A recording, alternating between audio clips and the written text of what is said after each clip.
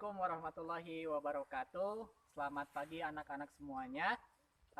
Saat ini Pak Guru mengajar di kelas 5 ya. Kemarin Pak Guru mengajar di kelas 6, sekarang di kelas 5. Oke, saat ini Pak Guru mau menyampaikan materi pembelajaran dikarenakan saat ini kondisi kita dalam keadaan darurat COVID-19.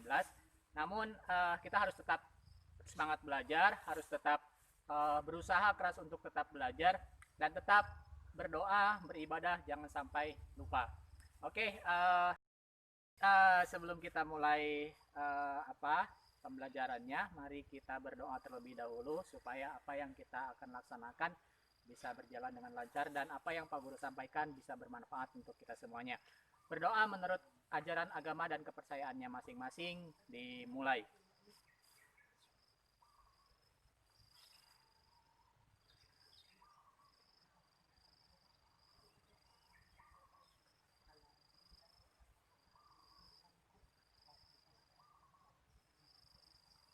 Berdoa selesai. Sebelum memulai materi pembelajaran, Pak Guru punya yel-yel ya yang harus kalian tahu, khususnya untuk kelas 5 secara keseluruhan. Berarti kalau misalnya kalian nggak tahu yang kelas 5 itu bukan kelas 5. Oke. Apabila nanti guru kelas 5, entah nanti guru atau nanti ada lagi guru kelas 5 di rombel yang lainnya, yaitu Bu Lucy, teriak kepada kalian di dalam kelas atau dimanapun, teriak kelas 5, kalian jawab juara. Kita akan mulai ke materi. Di sini kalian sudah bisa lihat, di sini ada kerangka manusia. Nah, nanti Pak Guru akan bahas mengenai organ gerak ya, organ gerak pada manusia. Organ gerak itu ada organ gerak aktif dan juga ada organ gerak pasif ya. Oke, kita lihat sebentar dulu di sini. Pak Guru akan menjelaskan sedikit. Nah, organ gerak itu tadi Pak Guru sampaikan ada organ gerak pasif ya. Organ gerak pasif itu ada tulang. Di sini ada tangan. Nah, ini juga termasuk ke dalam organ gerak pasif. Kemudian tulang-tulang yang lainnya sampai ke sampai ke kaki. Nah, ada juga organ gerak aktif. Nah, organ gerak aktif itu apa? Nah, organ yang bisa membantu geraknya organ pasif. Karena kalau misalnya tidak ada organ aktif, tulang-tulang ini nggak bisa bergerak. Dia pasif ya sifatnya. Apa itu organ gerak aktif? Yaitu otot. Nah, dalam tubuh kita ini ada otot ya, ada otot di di lengan, ada juga otot di kaki. Nah, itulah yang menggerakkan organ gerak aktif. Nah, di tangan ini karena ada organ gerak aktif, sehingga organ gerak pasif ini bisa kita gerakan ya. Contohnya seperti ini, misalnya. Ini di sini ada organ gerak pasif. Nah, ditambah dengan ada kombinasi dengan organ gerak aktif. Nah, ini bisa kita gerakan seperti ini. Ini juga bisa, begitupun dengan kaki. Ini bisa bergerak karena ada dua organ yang berfungsi satu sama lain, organ gerak aktif dan organ gerak pasif.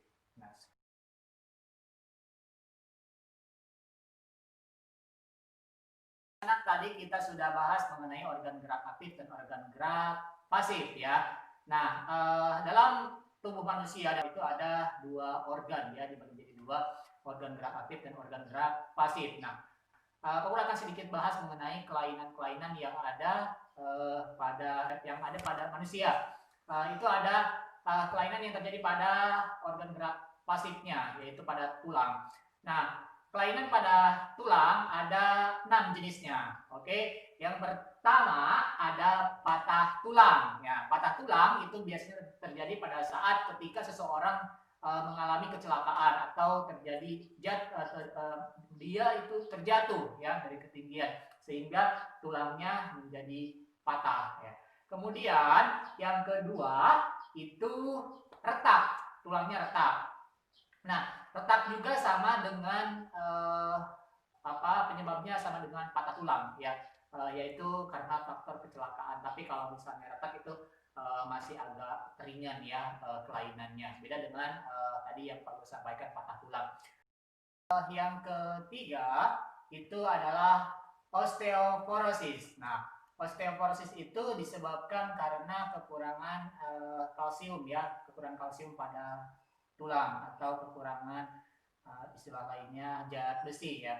Nah, jadi kalau misalnya kalian ingin terhindar dari osteoporosis atau kropos pada tulang, maka kalian sering-seringlah minum susu ya. Itu di dalam susu itu mengandung banyak sekali kalsium. Nah, itu bisa menjadi salah satu cara bagaimana kalian bisa terhindar dari kelainan osteoporosis atau kropos tulang.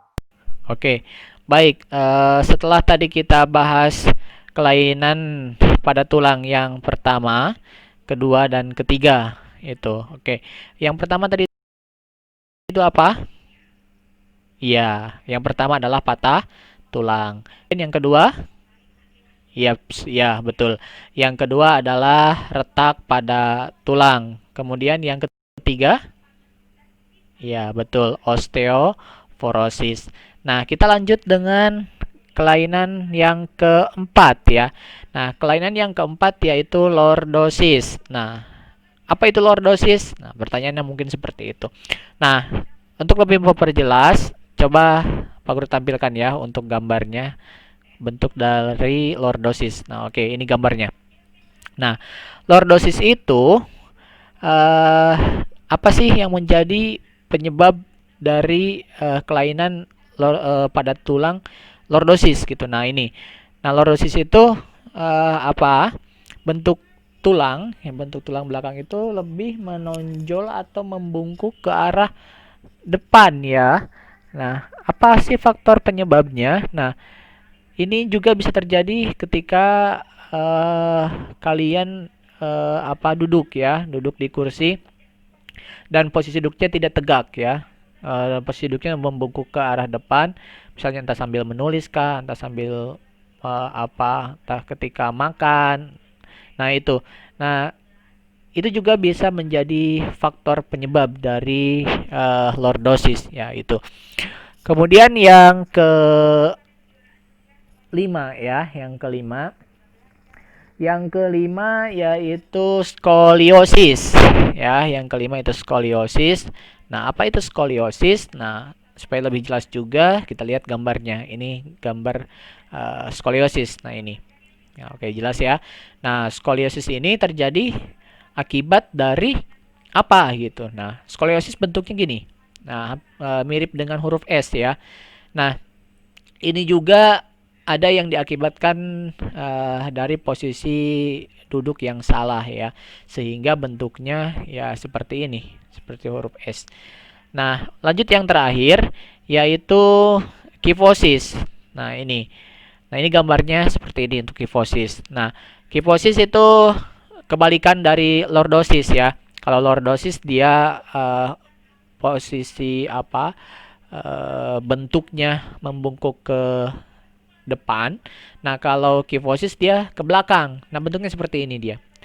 Nah, ini bisa jelas ya kita amati bentuknya. Nah,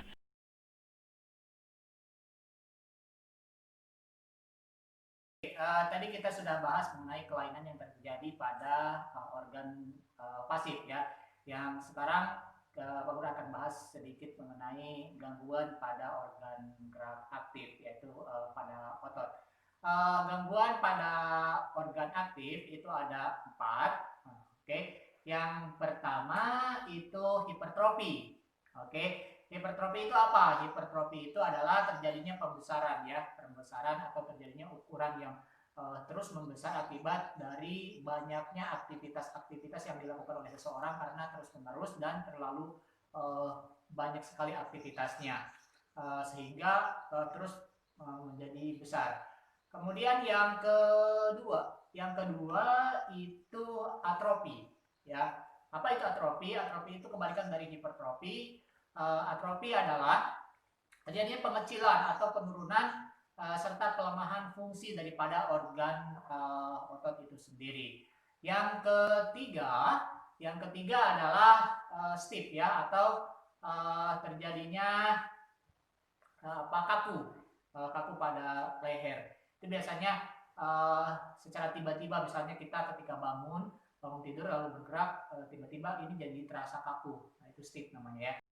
Keempat bisa lihat di sini, yang keempat yaitu titanus ya. Titanus itu apa? Titanus itu terjadinya gangguan pada otot akibat dari bakteri ya. Nah, itu jadi sehingga mengganggu fungsi daripada otot itu sendiri.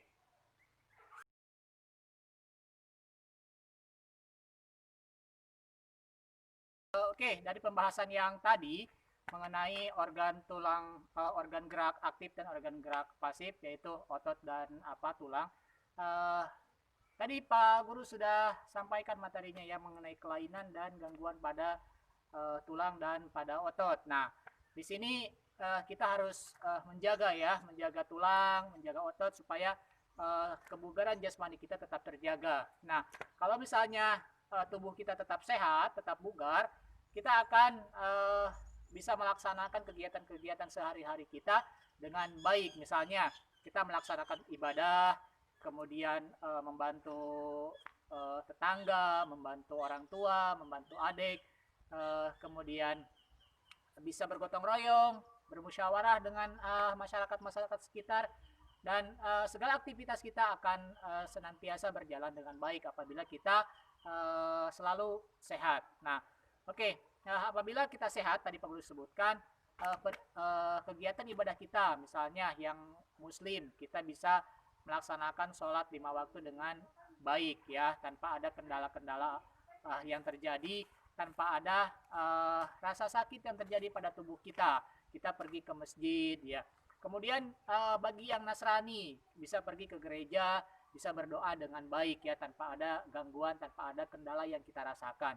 Kemudian selanjutnya, apabila ada dari kalian mau membantu orang tua, misalnya mau menyapu, mau membereskan tempat tidur, mau mencuci piring, nah itu terbayang ya kalau misalnya kita sakit ya, tulang kita sakit, misalnya kaki kita sakit atau tangan kita sakit, kita tidak bisa membantu orang tua. Dan ada contohnya gotong royong, nah kita pun juga sama nggak bisa mengikuti kegiatan tersebut. Jadi intinya adalah ketika kita memiliki tulang, memiliki organ tubuh yang sehat, organ tubuh yang bugar, segala aktivitas kita sehari-hari, mulai dari ibadah sebagaimana yang tercantum dalam sila Pancasila ya, yang pertama yaitu ketuhanan yang Maha Esa. Nah, kegiatan peribadahan kita akan berjalan dengan baik apabila kita sehat ya. Kemudian yang kedua, kemanusiaan yang adil dan beradab. Kita bisa membantu sesama ya, menjenguk orang yang sakit atau tetangga yang sakit, itu juga kita bisa lakukan. Kemudian yang ketiga, persatuan Indonesia. Nah, kita bergotong royong nih, misalnya ada kegiatan kerja bakti, membersihkan halaman rumah secara bersama-sama pada hari Minggu atau pada hari-hari tertentu yang dilaksanakan oleh warga di sekitar kita. Itu juga bisa berjalan dengan baik. Kemudian pelaksanaan pemilihan umum atau pemilihan ketua RT atau pemilu ya, itu juga bisa kita ikuti dalam kegiatan-kegiatan seperti itu. Dan hal-hal apapun dalam kehidupan kita sehari-hari, apabila kita memiliki tubuh yang sehat, tubuh yang bugar, apapun bisa kita lakukan dengan baik ya. Oke.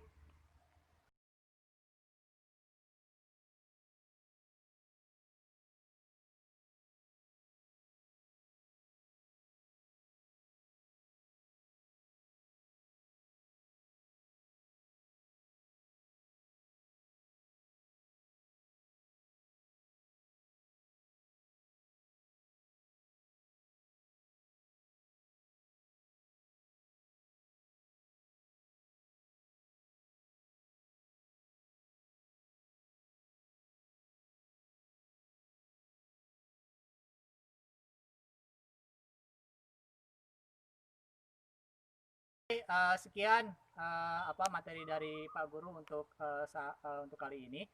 Semoga kalian tetap terpacu untuk semangat belajar. Semoga kalian terus semangat untuk belajar meraih cita-cita kalian. Walaupun pada saat ini pembelajaran kita dibatasi oleh jarak karena situasi dan kondisi pada saat ini masih keadaan darurat COVID-19. Tapi Pak Guru berharap kalian tetap semangat belajar, kejar raih cita-cita kalian. Apapun yang kalian impikan, apapun yang kalian cita-citakan, teruslah kalian berjuang untuk meraihnya. Sekian mungkin pemaparan materi dari Pak Guru. Namun sebelum Pak Guru mengakhirinya, Pak Guru akan ulang sekali lagi ya. Semangat kalian. Kalau misalnya Pak Guru teriak kelas 5, maka kalian harus jawab juara ya. Oke, jangan lupa itu. Jadi suatu saat nanti kalau misalnya udah masuk, ketika guru kalian menyampaikan itu, kalian harus dengan refleks berteriak juara.